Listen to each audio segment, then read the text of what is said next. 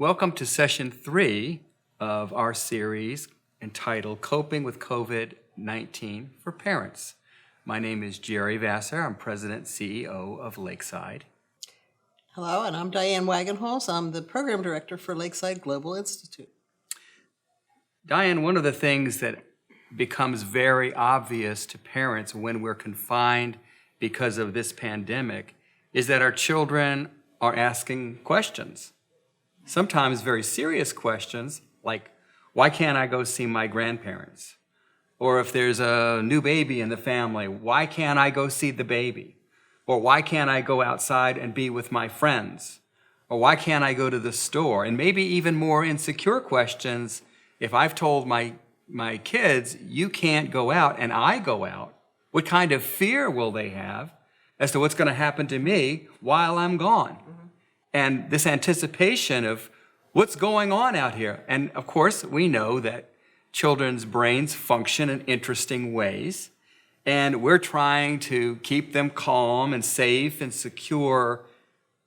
And also, I realize that I'm sometimes not calm and secure in what's happening, particularly with things like news overload and all the things that are going on. It can make us all very paranoid. In the midst of that, we're actually talking to our children all day long, and we're reacting to some of these questions and concerns. And sometimes it can be constant, and sometimes it can be very meaningful. It's a great opportunity to affirm our relationship with them and to build it in a new way that we've never experienced before in our society. But it also has some interesting challenges. So I wonder, as a parenting educator, what it is you would say to parents who are beginning to see this anxiety or see issues in our children, and they need a relationship with you that helps our children get through these situations, helping them cope with some of their need for information or their anxiety. Wow, you packed a lot into a very brief description of what you're seeing parents need. And I think it's important something that came to mind when you were saying that is a real quick neuroscience message, which is the discovery of mirror neurons. One of the things that has been discovered is that we have these neurons, which are brain cells, that mirror what somebody else is thinking or feeling. So even as you're talking, in our relationships, we are communicating through our mirror neurons. It's a contagious kind of thing. Maybe that's not a good word these days, but that your mood and your attitude and what's going on for you, I will pick up intuitively and vice versa. So when we think about what we want to communicate with kids and what might be going on, I think as you were talking, I was thinking how much anxiety there is in homes these days. So they're feeling the intensity of our emotion and Yes. some of the energy that we're putting out as Yes. parents. And it happens at this level that's a brain level. Mm-hmm. So saying all that and thinking about what do we want to communicate, sometimes kids are asking questions that are questions that you just want to answer, like what's the weather outside? You don't need to go into a lot of detail other than saying it's going to rain later on this afternoon or something like that. But if you pause and think, if a child asks a question, sometimes it's not that they are looking for an answer. They're actually needing something that Harville Hendrix, who's an author, the phrase that he coined is hug, that kids need a hug. And it's not a literal hug. It's a hug that is based on the acronym HUG, H-U-G, that a child needs a moment or two of having a parent really appreciate what's going on. So, and sometimes instead of actually answering the question, you give this hug. So HUG stands for I want to really hear what is going on for my child. That's the H. That's the H. I want to hear. I want to hear it, and then I want to understand what might the meaning be of the question or the statement that a child has made. So it's almost like I want to put myself in that child's place and say, I hear what they're saying, Now I'm going to analyze it. And you do this in nanoseconds, but what is this about? And once you've made that conclusion about what it's about, you give it back in a statement. And that's the G of hug. I'm going to give you a statement that reflects what I heard and understood. And it's a way to communicate. I'm really there with you, and I'm focused on you, and I'm appreciating what's going on for you, which is a way for a child to release some of the fear and anxiety and tension that they're having because you're giving them this hug. So I'm hearing you say... Oh, you're going to give me a hug. Thank you, Gerry. I'm hearing you say that there are 3 things that we need to be intentional about. Hearing, understanding, Yes. and giving back. Yes. Now that's a nice little package, It is. but the problem that comes up is how do you say that? How do you do that? What are the words that we need to use? So if I was a child... So let's role play this. Okay, Go so ahead. if I was a child... Yes. And I am not understanding why I can't go into the neighborhood and play basketball or a game with my friends. What would you say? I am upset. Why can't I go out and be with my friends in the neighborhood? So the first response inside a parent might be, well, I'm going to have to explain this to you again. And if you stop and think, I think my child has some feelings and isn't saying the feelings, but there's something I can give this child to let this child's feelings be known, that I understand what the child is feeling. So I hear this message. I'm hearing and understanding that there's a lot of anxiety and frustration and anger and disappointment, and there could be a whole lot of things going on because of the restrictions we have in these times. So for me to say, I hear that, I'm understanding that, and I'm going to give it back in a statement, I might say something like, you are really missing being with your friends. It's really hard to be stuck here, and you just wanted to go back to the way it was. And I don't understanding why I can't be with them. Yeah, it's a very hard thing for understanding when the whole world is going like this, and you're really wondering, what the heck? What is it that why can't I do something to make this better? Right, and when am I going to be able to see them? It's important. You're wanting to know, how soon is this thing going to be over? Why can't people just figure out what's going on and fix this? Why do I have to wait so long? So I really want to be with my friends now. You want now. You don't want to have to wait. You hate this whole waiting thing. It really is so hard to wait. Now, at some point, you would stop doing that because after a while, it gets a little frustrating. Like, yeah, that's what I just said. I set her up for that. I keep on going, right? And we need to tell them, we've never done this role play before. We're making this up as we go. But at some point, you shift gears. If you remember from the last time, you want to listen, you want to be able to affirm and teach and explore also. Right. So to be able to affirm, you've done such a good job these last couple of days, weeks actually, of staying patient with all of this. That would be an affirmation statement.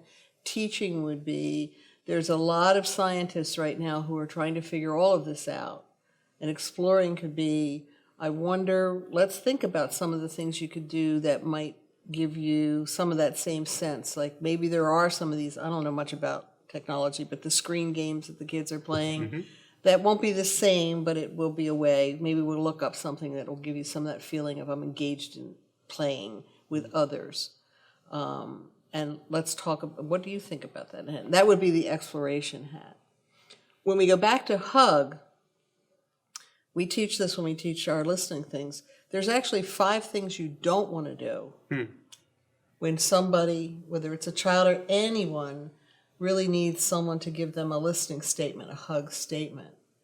And so the annoying 5 thing, I say annoying because most people recognize themselves in one of these and like, I do that all the time. Right.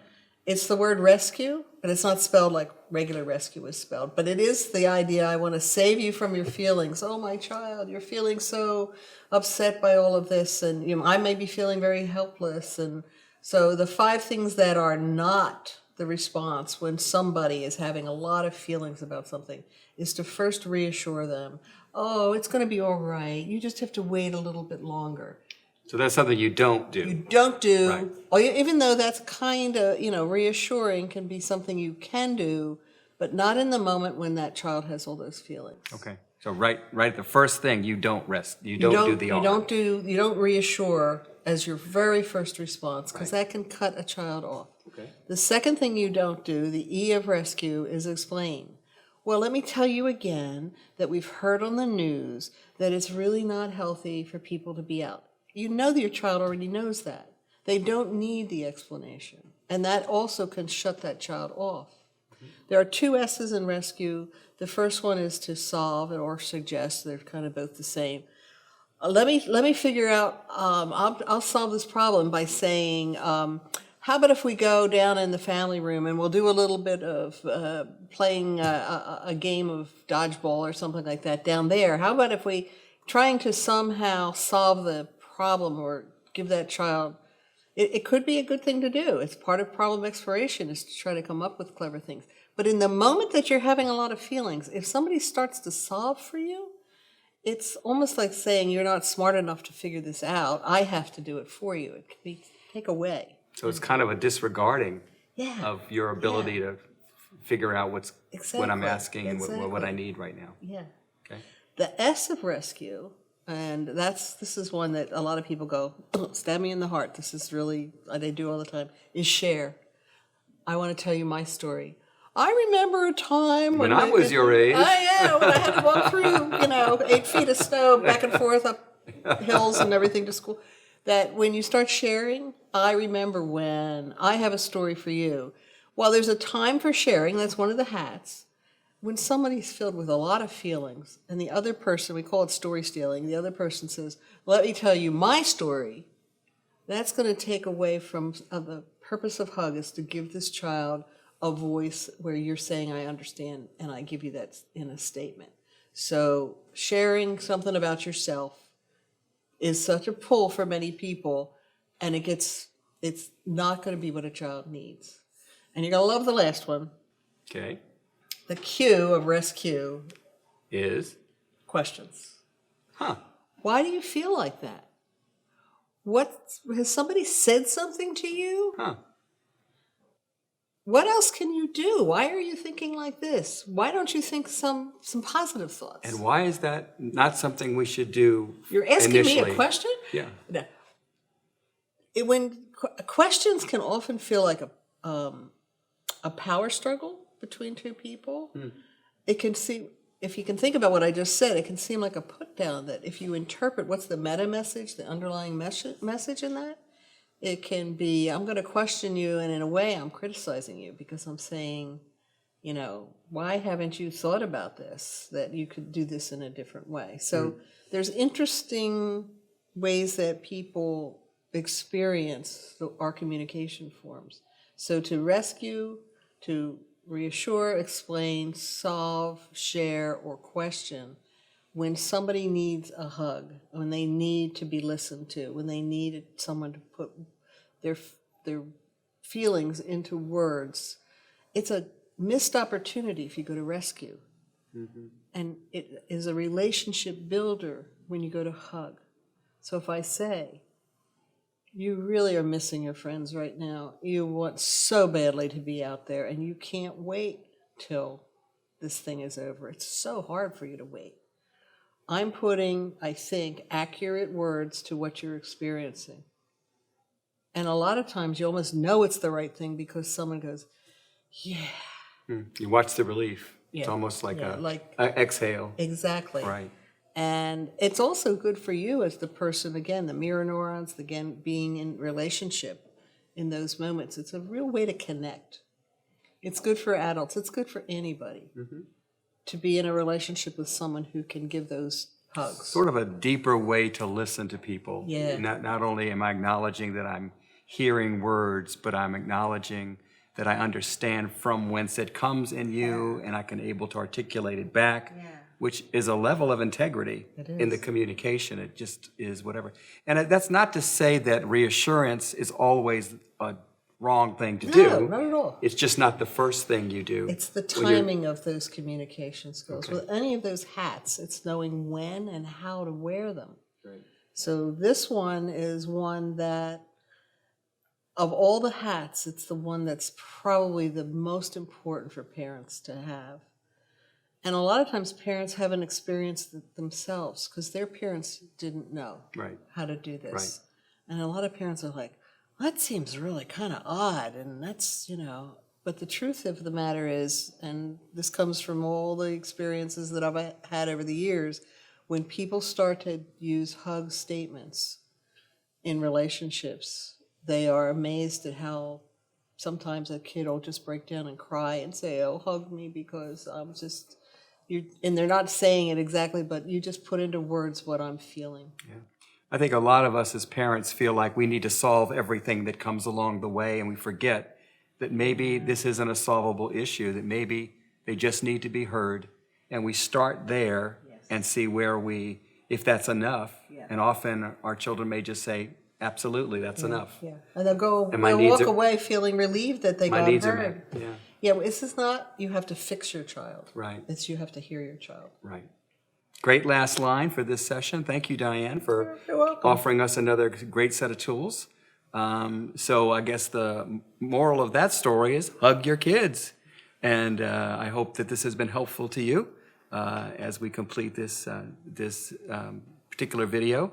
And please stay tuned for more to come. Thank you for joining us today.